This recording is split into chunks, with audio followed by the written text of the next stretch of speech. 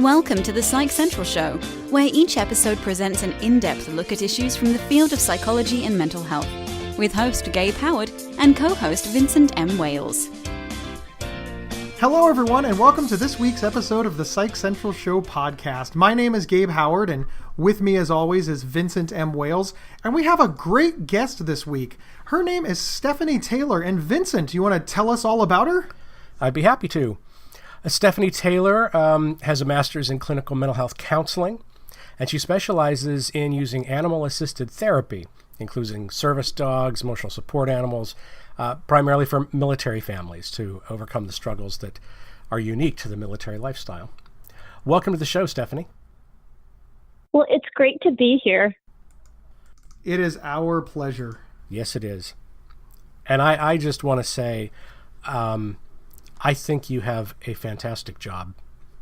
I mean, not only are you helping military families and stuff, but you're doing it with animals, which is just awesome. And I want one. I know that Vin asked if we had the budget to do this one live and in studio so that we could play with the animals. But I understand that you also work with it. When people hear service animals, they think about like dogs. I think that's the first thing that pops to mind. But it's actually broader than that. Like that. So dogs are the most common animal, but the law does also allow miniature horses, which are a specific breed in and of itself. They're not just ponies.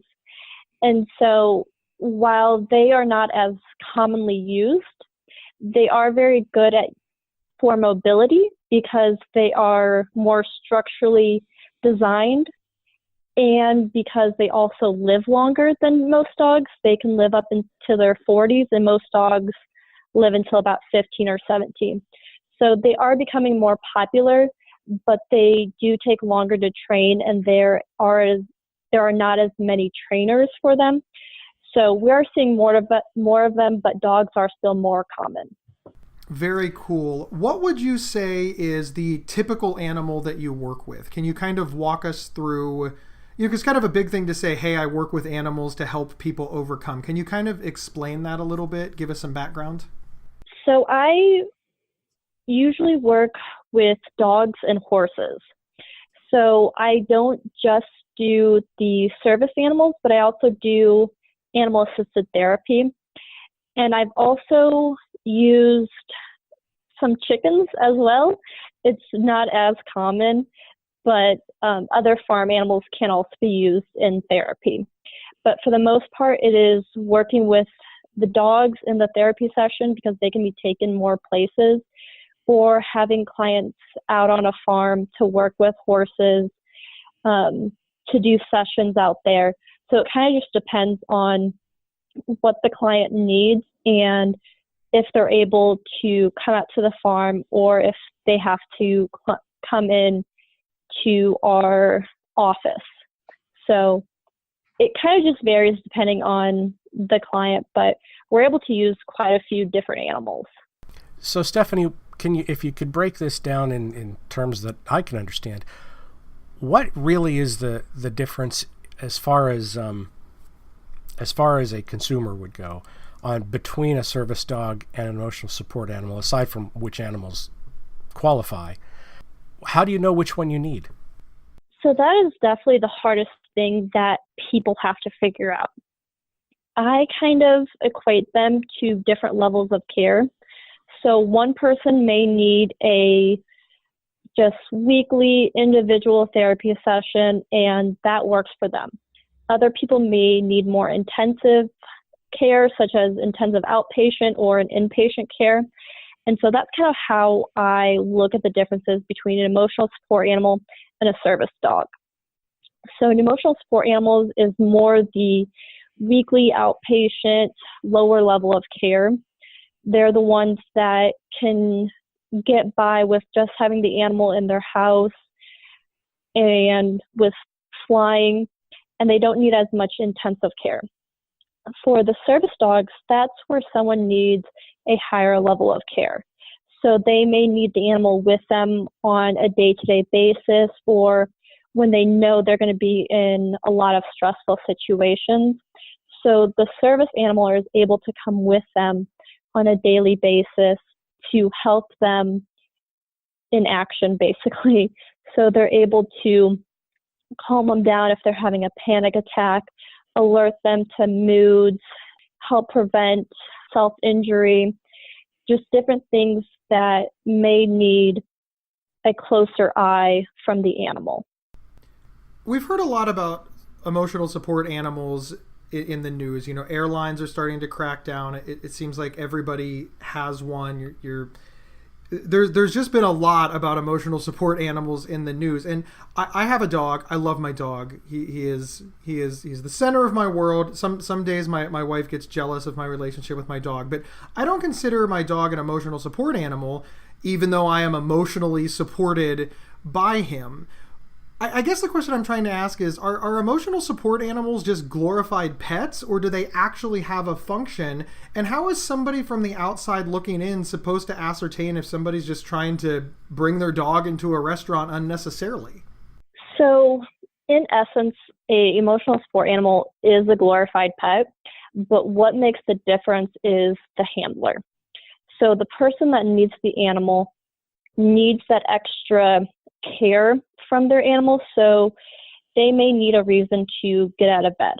And for that, a lot of different animals could help with that. A dog having to go out in the morning, a cat, usually they are very attuned to making you wake up and feed them. So it's really just that the person needs the extra care from the animal, and that is what makes the difference between a pet and an emotional support animal. And I believe that a lot of people are taking advantage of the situation because the laws are very wide open, and they're kind of designed that way on purpose so that they're not creating undue hardship on the handler, but at the same time, it's creating a loophole for a lot of people to exploit it. And so I think the best thing to do is to understand the laws. Businesses need to understand what their rights are. A lot of them don't. Most certifications are just scams. They're not legally required, and anyone can go and buy them. Anyone can also go buy a vest on Amazon. And so the best way to determine if an animal is legit or not is by their behavior. While emotional support animals aren't required any specific training, the Airline Access Act does require that they are well behaved in public. Even though that's open to interpretation, that is what the law says right now. And so if a dog is barking, if they're throwing a fit, if they're being aggressive, then that's not well behaved in public. So by looking at how the animal is behaving is the best way to determine if one is actually legitimate or not. And yes, there are well-behaved pets that go in public, but at one point we kind of have to draw the line of creating more hardship for a person with a disability and just being able to say, you know, this is working right now. They're not really causing a disturbance. A lot of people have invisible disabilities, so you may not even be able to look at them and see that they're disabled. And so that also kind of creates a hardship of seeing if someone is legit or not. But right now, the only way to really tell is by their behavior. Thank you so much. I really appreciate that answer. We're going to step away to hear from our sponsor, and we will be right back. This episode is sponsored by BetterHelp.com. Secure, convenient, and affordable online counseling. All counselors are licensed, accredited professionals. Anything you share is confidential. Schedule secure video or phone sessions, plus chat and text with your therapist whenever you feel it's needed. A month of online therapy often costs less than a single traditional face-to-face session. Go to BetterHelp.com/Psych Central and experience 7 days of free therapy to see if online counseling is right for you. BetterHelp.com/Psych Central. Welcome back, everyone. We're here with Stephanie Taylor talking about service dogs and emotional support animals. So let's jump back to the psychiatric service dogs. One of the things that they're capable of doing is reminding someone to take their meds on the proper schedule. How do they do that? With psychiatric service dogs, they can be trained to respond to a alarm. So if someone has an alarm on their phone of when they need to take their meds, the animal can start to realize what time that is each day and actually start to alert the person before the alarm even goes off, or they can fade out the alarm so that the animal knows at these times I need to remind my human to take their meds. So think of it as if an animal knows that you're going to be waking up every single day at a certain time, that's when they start to annoy you about getting up and feeding them or letting them out. And it sucks when you're trying to sleep in, but they know, okay, 6 a.m., 7 a.m., we wake up and we go do this. And so the same concept is applied to medication reminders. They know at a specific time each day, they need to alert you to take your meds so that they can, get their treat, or they can get whatever reward that comes with that task. Impressive. And of course, the benefit of this is, I know that some listeners might think, well, if you can just set an alarm on your phone, why do you need to train a dog? And the answer is, at least, and please correct me if I'm wrong, it's all that self-sabotage behavior. It's the forgetting to set the alarm on your phone. It's the hitting snooze on the alarm. It's the ignoring the alarm. Dogs aren't so easy to ignore because they want to complete that task. And you can't snooze a puppy as much as you want to. Is that an accurate way of looking at it? That is completely accurate. A lot of times people will either forget to set the alarm, or they may turn it off in their sleep. I know a lot of people do that when they don't want to get up in the morning. Or they could forget their phone. Their phone may die, so they don't always have that option with them. So with the dog doesn't need batteries. The dog doesn't need to be reminded to make that alert. So they are a way to really make sure that you are taking your medication or doing whatever task you need to do. Because a dog can be trained to continually annoy you until you do what it is that you need to do. They can bring the meds to you, so it's one less step you have to take. They can bring you a water bottle as well. And so there's a lot of ways that it kind of cuts off your way of self-sabotaging. Okay, so let's say that I, as a person with a mental health issue, am considering a service dog or ESA. At what point should I consider it, and how would I go about getting one? Usually, most people have tried many other ways of managing their mental health or physical health as well, and it's not working. They may be in chronic pain and the medication isn't working. It may be that the side effects of their medication is making it even difficult for them. So it's usually after other things have been attempted and they're not working out as well. So like I mentioned earlier, most certifications online are just scams. They're not legally required.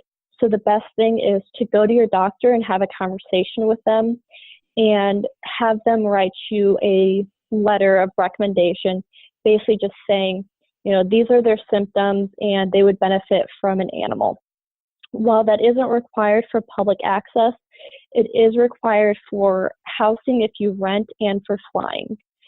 So it's mostly a collaboration with your doctor, your therapist, to determine if this is the right path for you and to see if maybe there's other things that they could try as well. Are there particular breeds that are more adept at being a psychiatric service dog than others? Yes. The most common breeds are poodles, labs, and golden retrievers. Now, a lot of people don't necessarily like these breeds or they don't work for them for one thing or another.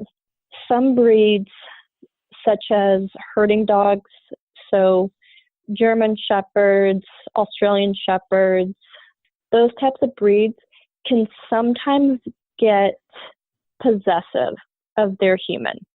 So they may notice that you're getting anxious and then try to get defensive, and they may show aggressive behaviors. So that's why they're usually not recommended.